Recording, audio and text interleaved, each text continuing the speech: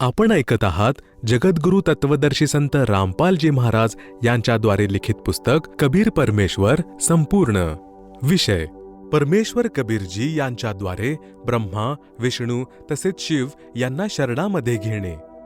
कबीर परमेश्वरजी यांनी म्हटले, हे धर्मदास, मी काल ब्रह्मच्या 21व्या ब्रह्मांडापासून चालत खालच्या ब्रह्मांडामध्ये आलो. सर्वप्रथम ब्रह्माजवळ आलो.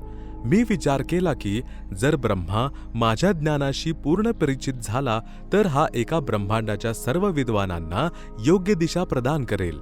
याच्या महिम्याशी सर्व विद्वान प्रभावित आहेत की ब्रह्माजी महाविद्वान तसेच वेदांचे प्रकांड ज्ञाता मानले जातात. मी ब्रह्माशी ज्ञान चर्चा केली. ब्रह्मा पण सर्व प्रमाणांना वेदांमध्ये बघून चकित राहिला. तसेच माझा शिष्य झाला. ब्रह्माला मी माझे नाव अग्नी ऋषी सांगितले.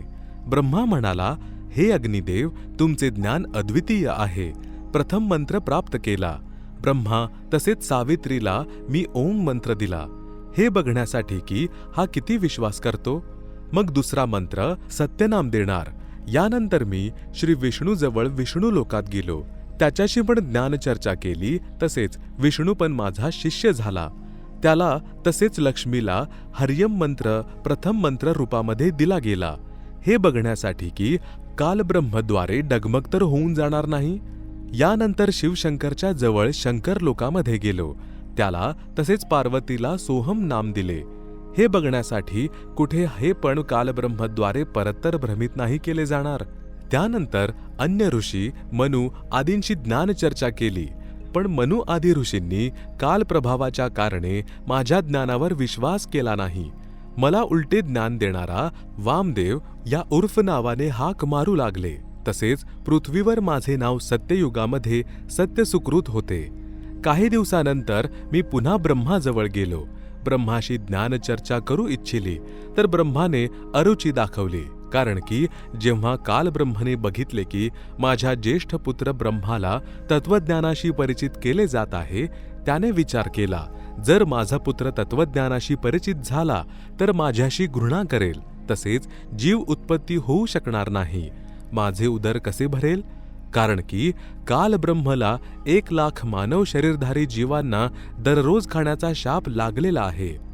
यामुळे कालब्रह्मने आपला ज्येष्ठ पुत्र ब्रह्माच्या बुद्धीला परिवर्तित केले. ब्रह्माच्या मनामध्ये विचार भरून दिला की कालब्रह्मच म्हणजे ज्योतिनिरंजनच पूज्य आहे. तो निराकार आहे. याच्यापेक्षा वेगळा कोणी अन्य परमात्मा नाही.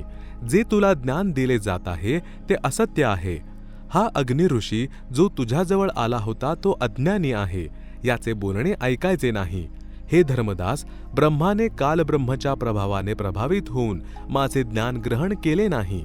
तसेच म्हटले, हे ऋषीवर, जे ज्ञान तुम्ही सांगत आहात हे अप्रमाणित आहे.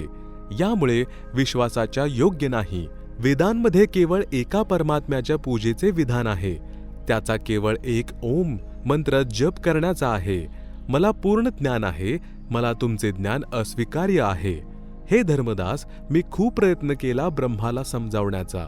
तसेच सांगितले की वेद ज्ञानदाता ब्रह्म कोण्या अन्य पूर्ण ब्रह्माच्या विषयी म्हणत आहे. त्याच्या प्राप्तीसाठी तसेच त्याच्याविषयी तत्वाने जाणण्यासाठी कोणत्या तत्वदर्शी संताचा म्हणजे धीराणाम शोध करा. मग त्यांच्याकडून हे तत्वज्ञान ऐका. प्रमाण यजुर्वेद अध्याय 40 मंत्र 10 व 13 मध्ये स्पष्ट वर्णन आहे. तसेच गीता अध्याय 4 श्लोक 34 मध्ये सुद्धा स्पष्ट म्हटले आहे. प्रमाणांना बघून सुद्धा कालब्रह्मच्या अतिप्रभावामुळे ब्रह्माने माझ्या विचारांमध्ये रुची दाखवली नाही.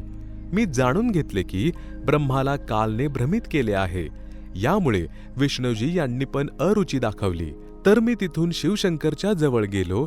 हीच स्थिती शिवाची बघून मी खाली पृथ्वी लोकामध्ये आलो.